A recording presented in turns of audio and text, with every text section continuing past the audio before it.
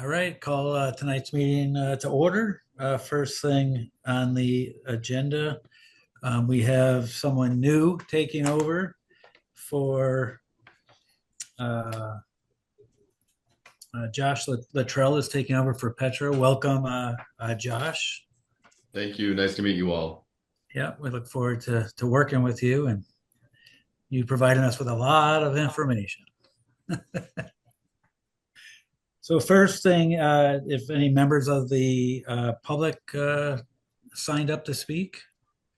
No, they did not. All right, and we'll move on. I guess Josh Luttrell is next up to review the next steps from last meeting. Checking from actions from last meeting. Sure thing. So our first order would be to vote on the minutes. Mark, would you like to make a motion to approve the minutes? I'll make a motion to approve. Motion was made by Anthony Soto. Do we have a second? Anyone? I'll second Yeah, it. I'll second. David, you have a second? All in favor, raise your hands. I had a couple questions about that first, Mark. Sure. Before we Since I vote. missed the meeting, unfortunately. Well, first, congratulations to you as our new vice chair. I don't know if that's something that's good, but hey, that's all right. Yeah, and secondly, I don't know if I don't know Margaret or Chris could speak to this. I was just looking at the updates about the change orders, and am I characterizing it correctly? In the first stage, it was asbestos was a lot of it, and was that a lot of unforeseen things like that in the second stage on the main I guess on the main project it says asbestos pipe and water lines and so forth. So it was mainly existing things that caused a lot of the change orders, as opposed to new things related to the new construction. If I'm phrasing that correctly. I think it was a little of each, but in all the categories, I believe, without looking back, that we're still under, the budgeted amount. Yeah, and So I can certainly. we still got change orders going forward, or was it more? I'm just asking if it was more toward the earlier stages of the construction. Yeah, so at the early site package, which included the demo of the existing building, right, we did encounter some asbestos in the way of vermiculite in the concrete block that was, kind of engulfing the school and creating all the partitions. So that, if you remember, Dave, was a larger change order. During the new construction phase, when they were excavating for new utilities, they did indeed find some transite pipe, which is old asbestos pipe that was abandoned from years ago during the excavation. So that is required or was required to be removed and shipped off. There wasn't a lot of that, so it wasn't a large amount. But I think to Mark's point, we are in very good shape for change orders of a new school of this size, et cetera, to date. They've been very low, and they do encompass some minor coordination issues and things that have occurred during construction, which is fine. It's something we see on all projects. There's been nothing significant. We are working with Sean on a couple of owner requests that you'll see down the road. Just some things that value added. For example, radio repeaters within the school. To give the custodians and staff the ability to communicate freely through the radios without any interference that a new school building would cause. So we are, by industry standards, well below the state and national change order rate. So we're doing good. We're trying to make sure we watch all the pennies and do our due diligence. All right, sounds good. Thank you, Chris. You're welcome. All in the, is that all set, David? Yeah, that's good. Thank you. All right, all in favor, if you could raise your hands.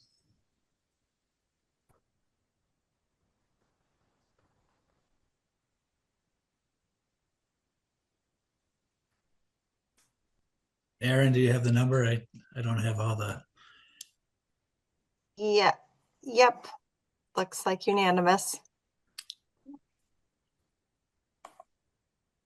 all right. On to the next agenda item. Updates on construction administration progress and schedule. Chris LeBlanc and Josh Luttrell. Okay, I can start it off, Josh, if you want. Sure, go right ahead. I'm going to share my screen, just share a few things with the group. Let me know when you can see that. It's up. Okay, great. Um, so kind of the same slide that we've done, through each of the meetings, just keeping everybody up to date. So we're continuing to answer contractor RFIs, right? They're asking for clarifications or just maybe some decisions to make when they come to some portions of work. We're still reviewing some of the submittals for products and equipment that goes in the school. These areas have kind of tapered down a little bit as construction has moved on. We're continuing to look at cost control measures, so value added in work that may be required due to some coordination issues that may occur during construction, which is very typical. So we will review the contractor's proposed change orders and costs. We'll send that out to the design team and consultants. We'll mark it up if there's any questions or comments and send it back for revisions. And in some cases, even just flat out reject them and show them indeed where they own the work in the contract document. So, like I said, we're going to continue to watch the cost of the project moves forward, and we're in good shape.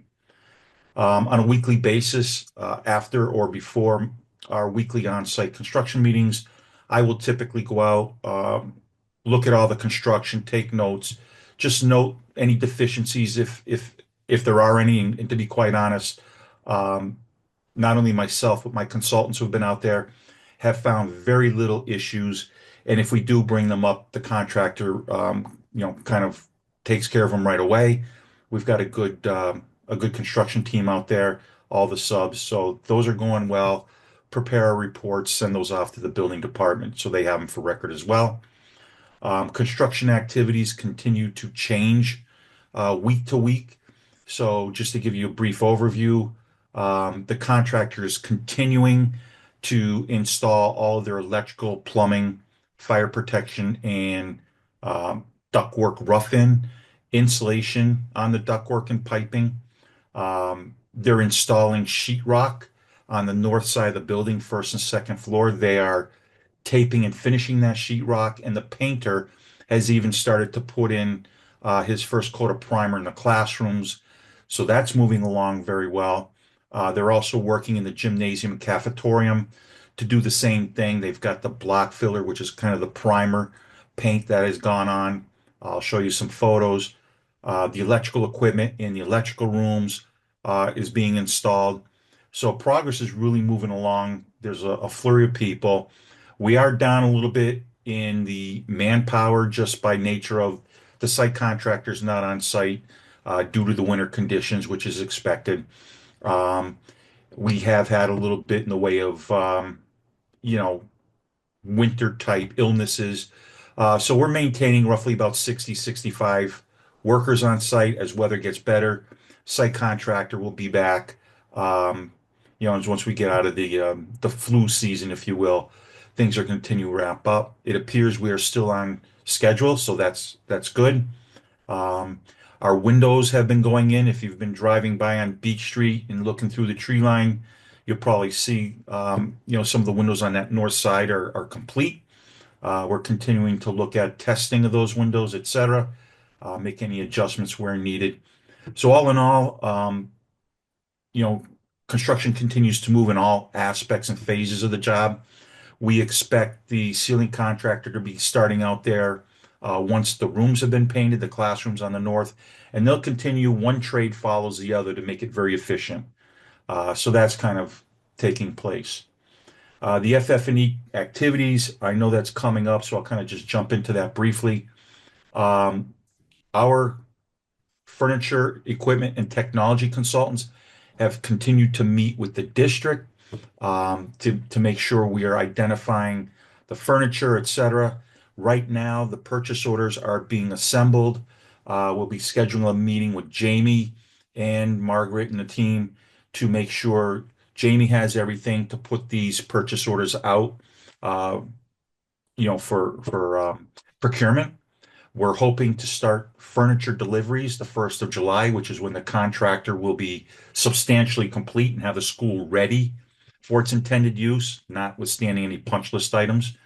The technology consultant has met with the Holyoke District's IT department and identified things like all the flat panel displays that are going in the school, the computer needs, printing needs, etc. So that's been going pretty well as well. Kudos to the Holyoke District. The staff and group IT people really know their stuff. It's been great to work with. We haven't had to coax them along. They know what they need and want, so that's been a good process. We are finishing up. When I talked to Margaret yesterday, we're finishing up the equipment list so we can get those purchase orders together and put out. Um, so that's kind of the overall project update. Just to share some of the pictures that I took Tuesday. This kind of gives you an idea of the front of the building shaping up. You can see the big leave out in the middle of the left corner. That's where the contractor's still using an area so they can load material on the second floor.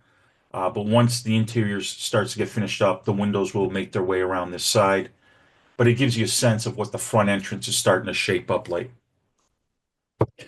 So these photos are in the left one is a picture of the cafetorium and the stage. The stage has been painted. Work is ongoing, so that's continuing to take place. You can see the sprinkler pipe main hanging from the rafters, temp lighting. So all of the subs are getting in there to do their mechanical, electrical rough-in. And on the right side, you can see this is a view looking into the gymnasium. The block filler or primer has been put on the walls. So that's all taking place. And you can see there's lifts in there. The contractors have windows stored ready to be installed. They're installing all of their, overhead electrical and mechanical systems as well. The photo to the left is a view of the front entranceway, looking at the main office area, if you will. So the first set of doors or storefront will go where that plastic is on the outside. And then the second set of doors to create the vestibule will kind of go in between these two door areas to create a secure vestibule so that people can be buzzed in. They're not allowed in the building unless deemed to be, safe and needed. And then they can also add, if needed, get into the admin if they're buzzed in as well. So it just kind of gives you an overview. On the right side is a picture of a standard classroom. You can see how the windows are in. They're starting to paint. There's ductwork and sprinkler piping, etc., above the ceiling where the ceiling will go. So the process is really moving along. There's guys every day, changes are occurring. The photo on the left is one of these typical open pull-out spaces in each of the classroom wings. It gives you a sense of there's offices on either side, a teacher workroom. There's a coaching staff type workroom support spaces.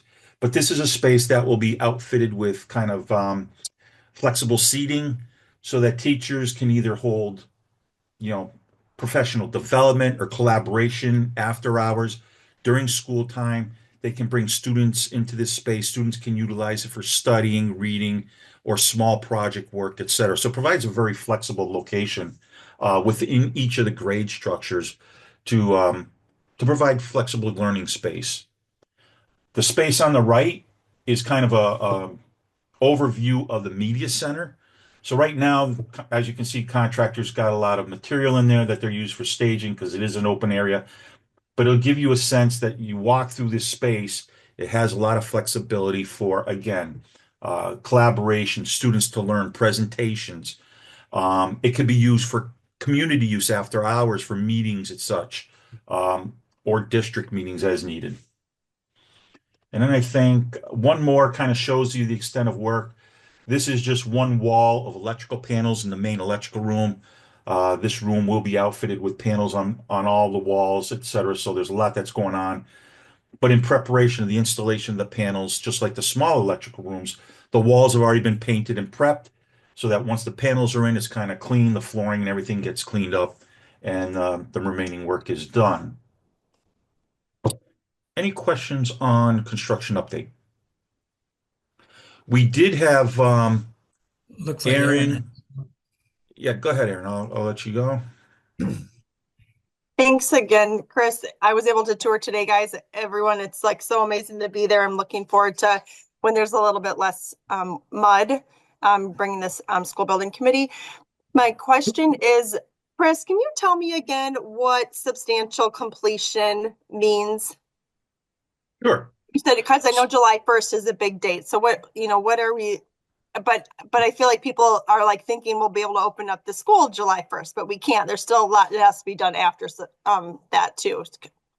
Right. So substantial completion is uh, a timeline or a milestone, if you will, that the contractor has completed the school to the extent that the owner can use it, start occupying it, not necessarily for academic purposes, but they can start receiving furniture and equipment, getting that all installed.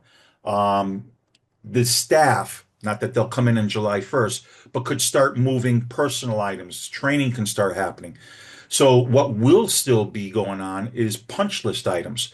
So as a contractor continues to finish and fit out their spaces, the design team will go in and we will punch out the building. In other words, we're going to look for deficiencies, things that need to be corrected. Maybe there's a crack in the wall that needs to be repaired. Maybe there's paint that needs to be touched up, or the finish on the floor wasn't quite right.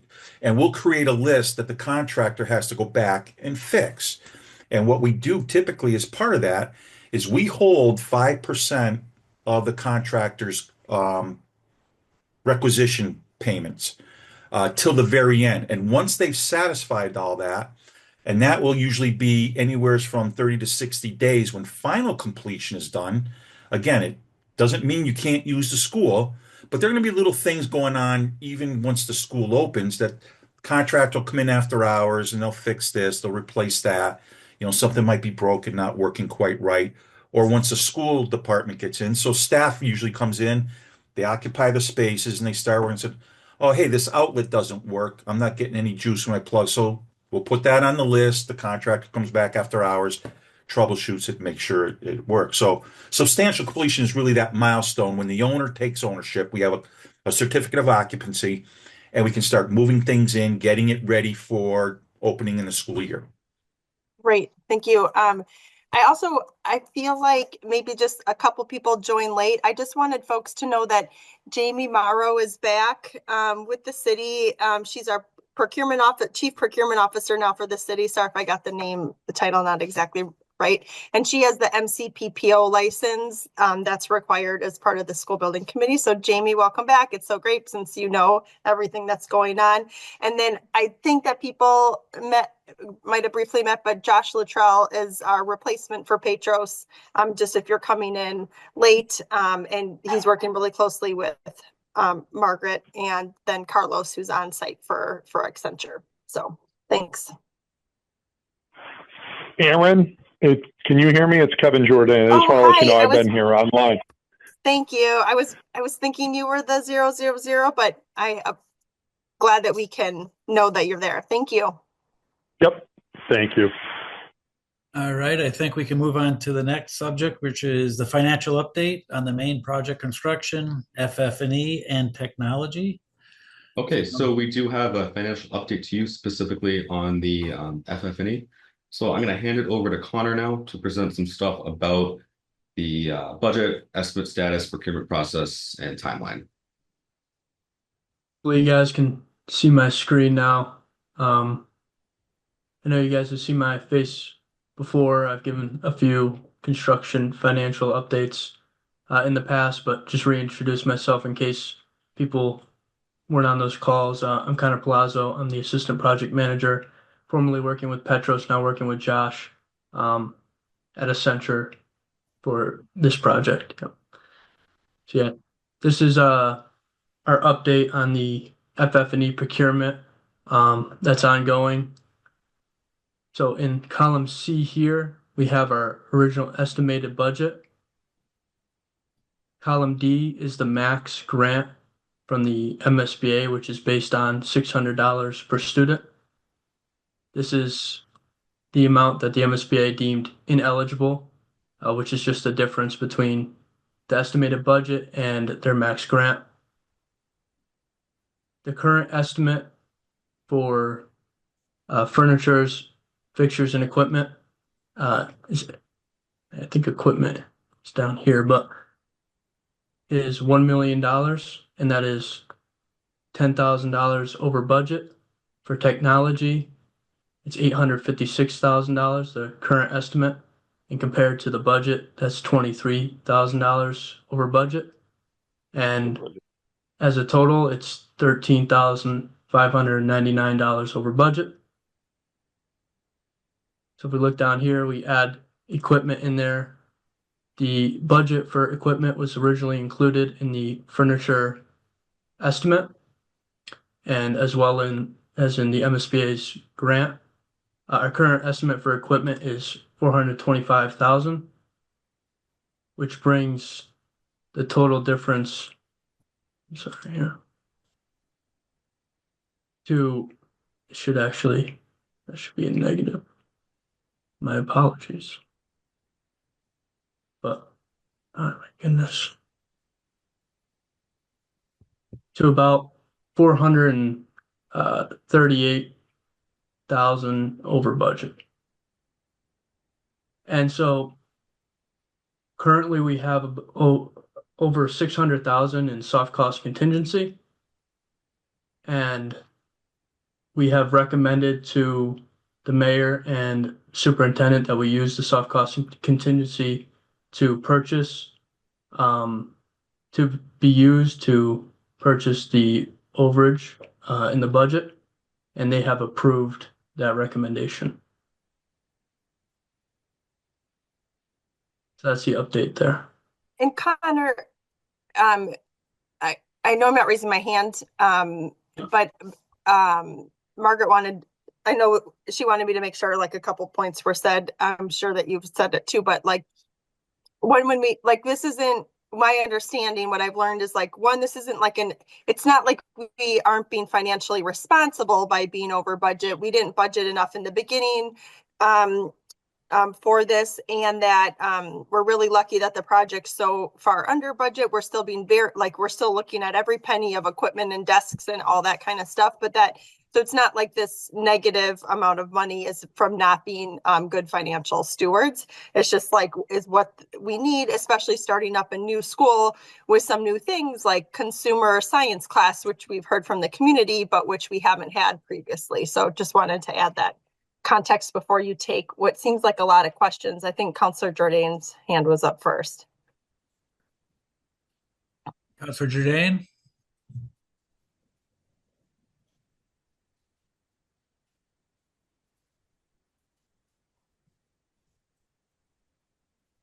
Kevin?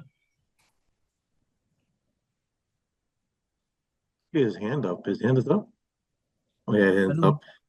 He's on the attendee side. Can we bring him over as a panelist? You're on mute, Aaron. Aaron, you're on mute. I think he's in now. I didn't realize he had switched to computer. He's rejoining as a panelist. I had a meeting with Margaret today, and I just wanted to be, this is a transparent process, and this may not be the final number. It may be lower. The retail, the equipment number is retail right now, and we had to budget a number at the beginning of this process. And I met with Margaret today, and Josh was on the call as well, Latrell. And the number for the equipment right now is the retail number. We're going to be utilizing state contracts and things like that. So I'm not going to say it's going to be a huge difference, but this is not the final number. We think that we're going to get some state contract pricing, and that will drive some of the prices down. So yeah, this is just the current estimate compared to the budget. Yep. David Yost? Yeah, thanks, Mark. I'm just making sure I'm following this correctly. So the positive numbers are are the under budget and the negative numbers are the over budget, or is it the other way around? Yeah, I can understand why that's confused. The positive numbers are the over budget, and the negative numbers are the under budget. Excuse me, that is the over budget or yeah, under budget. Sorry, I think I confused myself too. I think you So it looks like did. We're spending more- 400,000 about more than we thought. Yes. Well, we're Correct. It's the Yeah. budget right now. We don't know what we're spending.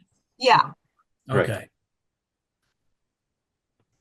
Oh, so this is just the budget, not what we've actually spent. Right. Sorry. It's our Yeah. estimate. So estimating Yeah. $411,000 over budget. And we have a little over 600,000 in soft cost contingency, which more than covers for the difference. And then on top of that, we also have just under $9 million in hard cost contingency on top of that. So it's baked into what our estimates were, and if it does end up 411 over, we have it in the contingency line Yes. item that we would use.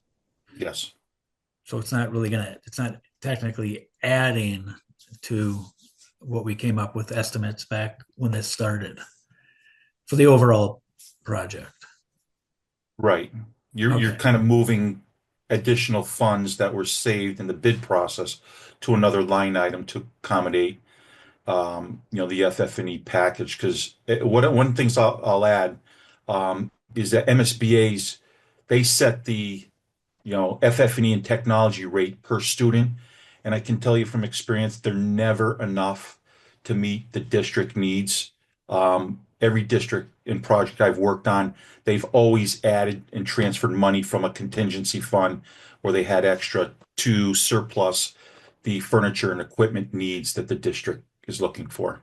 So this is Yeah. not uncommon. Talking about that early on. Councilor Jordan? Yeah, thank you. I appreciate the mayor solved the mystery, by the way. It was because I wasn't a panelist. That's why I couldn't speak before. Thank you. My question is, I just want to understand this just a hair better, which is we had some improvements to what we perceive as the budget in other areas, and we're therefore shifting some money to this area because we think it's going to be more. We don't have actual, so we can't say we're quote unquote over budget.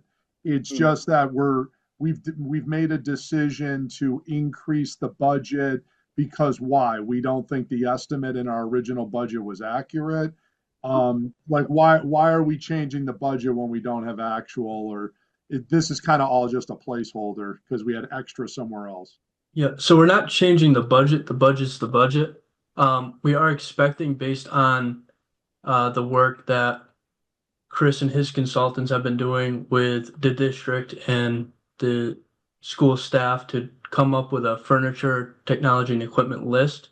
And as that's become actualized, and they've worked with them to get that list together and determine quantities and everything else that's involved, it's become apparent that the total cost of that is going to be more than what was originally budgeted for at the beginning of the project. And so that's what this is. So the actual budget's not going to change, but we are going to shift some contingency to cover that. How big is our contingency? So the soft cost contingency is 630,000, and the hard cost contingency with the buyout savings from the bid coming in under budget is a little under 9 million. So there's plenty of contingency there. Okay. And how's the hard costs coming in? Those are on track? The hard cost contingency is typically used for contractor change orders. Any hard referring to like tangible construction, that sort of thing. And soft cost contingency tends to be used more for designer services, our services, OPM services, if they're needed for that. I'm sorry, I wasn't asking what they're for. Okay. Yep, sorry. what I'm trying to understand is there anything out there that we should be aware of that's eroding the 9 million that's on the hard cost at this point? This point, we're well through construction. I can hand that over to Chris. I think he would be more able to answer that. Yeah, thank you, Connor. So Kevin, due to the bid savings and everything that we've put together in the original budget, we like Connor said, we're probably just under 9 million in the good. So whatever we don't spend obviously is not on the town or the city. But when it comes to foreseeable costs, we already have about $355,000 in change order costs. Now, typical mass construction, public construction, would see a 5% change order rate. Right now, and for my projects, we try to keep it around 1%, 1.5 maximum is what we work to do based on our design and efforts of controlling costs during construction with the contractor. So we are well below 1% of contingency. So the project is doing very well. We don't see anything in the foreseeable future that's going to be of concern. I don't anticipate. I'm working to make sure we don't get, above 1%. So we should not be anywhere near the 9 million that we've saved so far on the bid. We're looking to keep it as low as possible.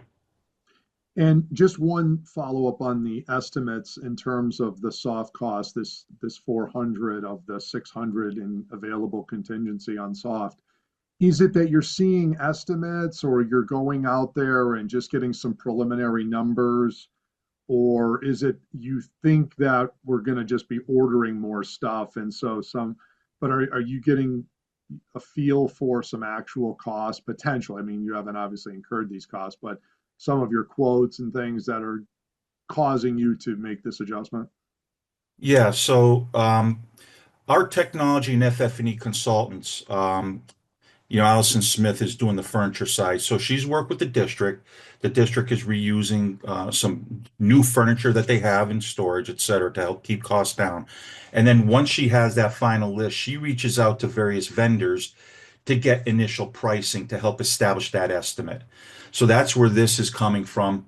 Now that she's got everything finalized, we're going to give the city, Jamie and her team, the purchase orders for all this equipment. And we're going to go through a collaborative buying effort through MSBA and the state contract to get the best pricing. So this is an estimate. We're very hopeful that we can do better.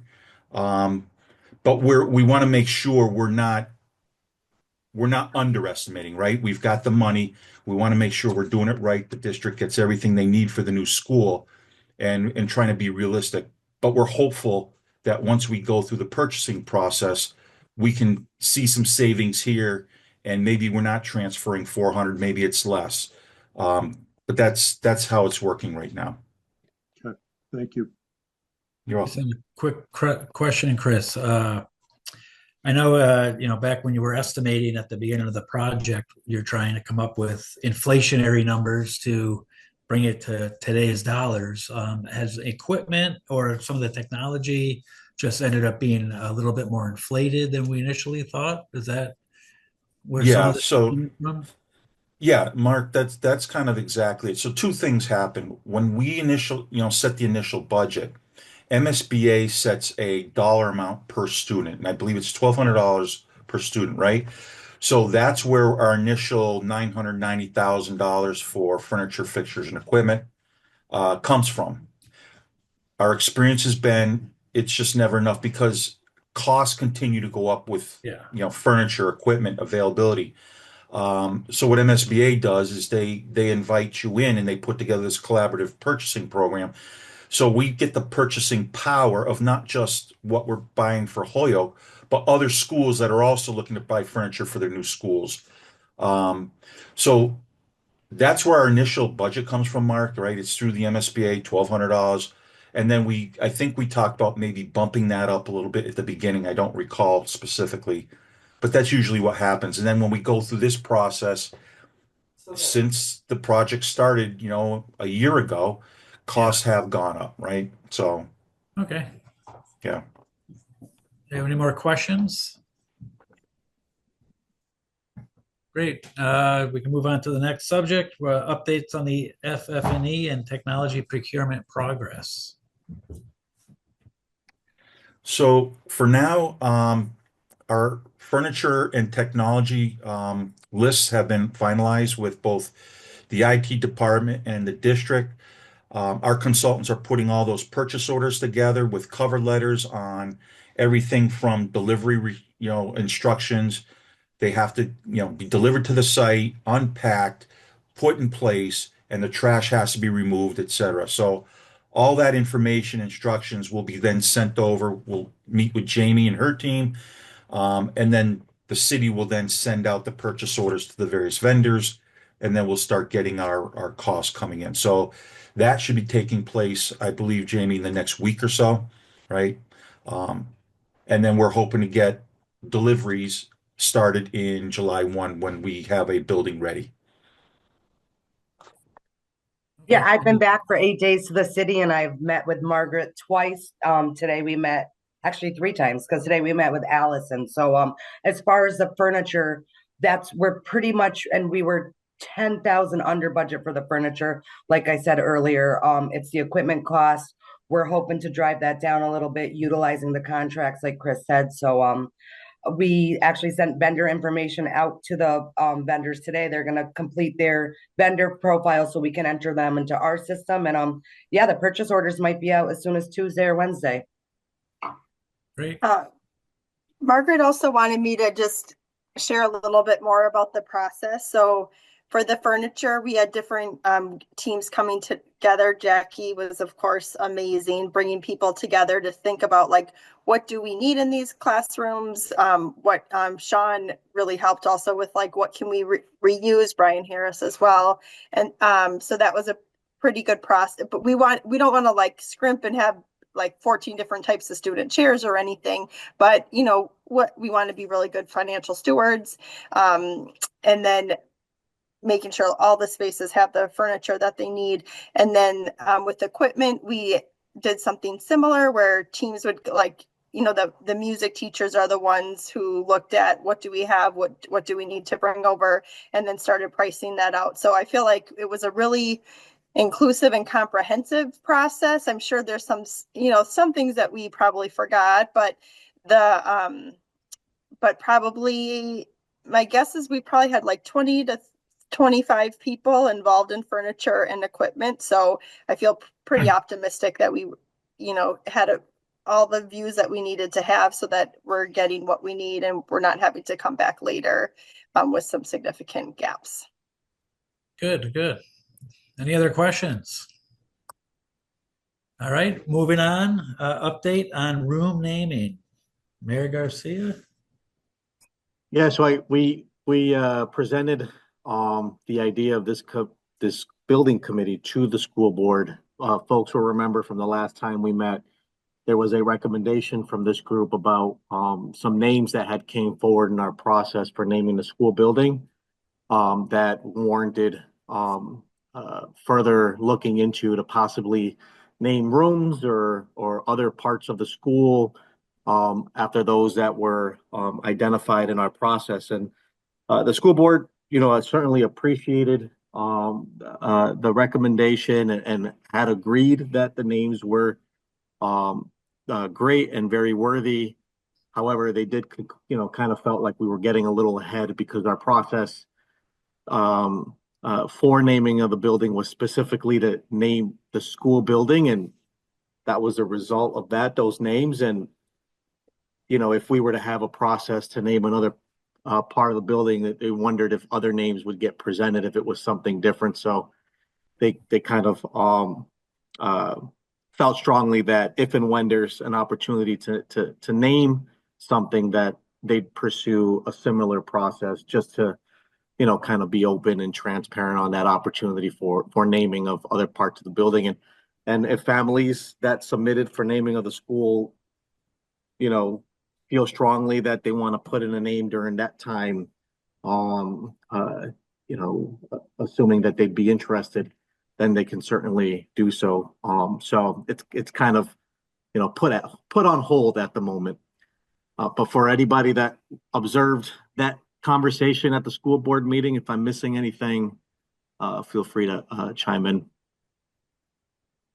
Any questions? Thanks. Next up, update on school logo competition. Aaron. This is a fun one. We had more than 50 students submit possible logo designs. We had students in 6th and 7th grade at STEM and Metcalf, of course, the students who will be going to Peck, and then also the feeder elementary schools, 4th and 5th grade students from Donahue, Morgan, and Lawrence were eligible to submit. So we had representation from elementary, all future Peck Phoenix students. And then we narrowed it down to 6 designs, which I want to quick show you in no particular order.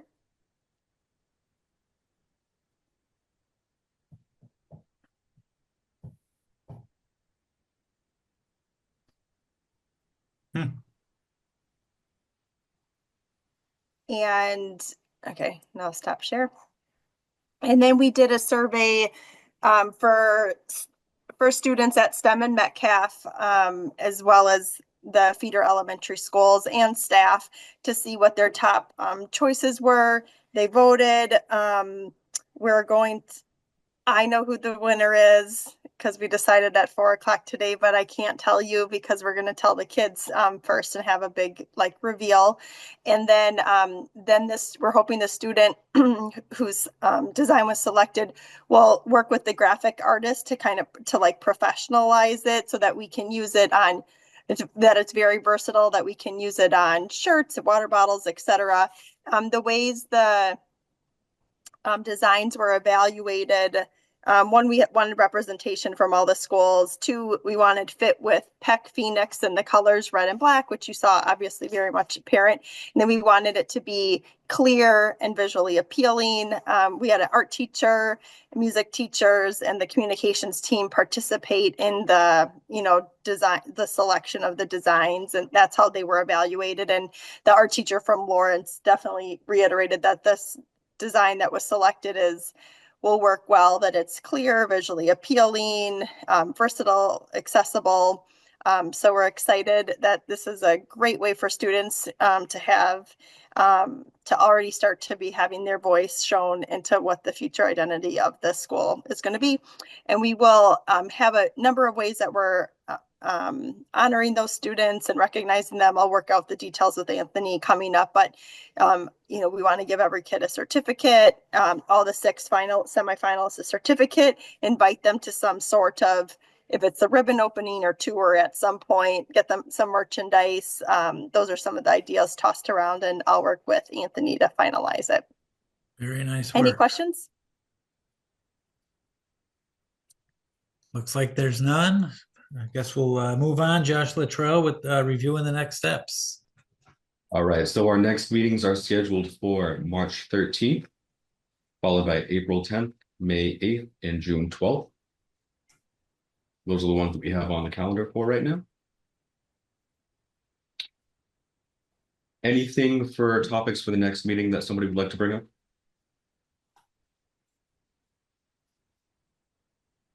Maybe just keep us abreast of the financial, looking forward to the furniture bids and, the financing going forward. Hey, Chris, keep the pictures coming too. I will.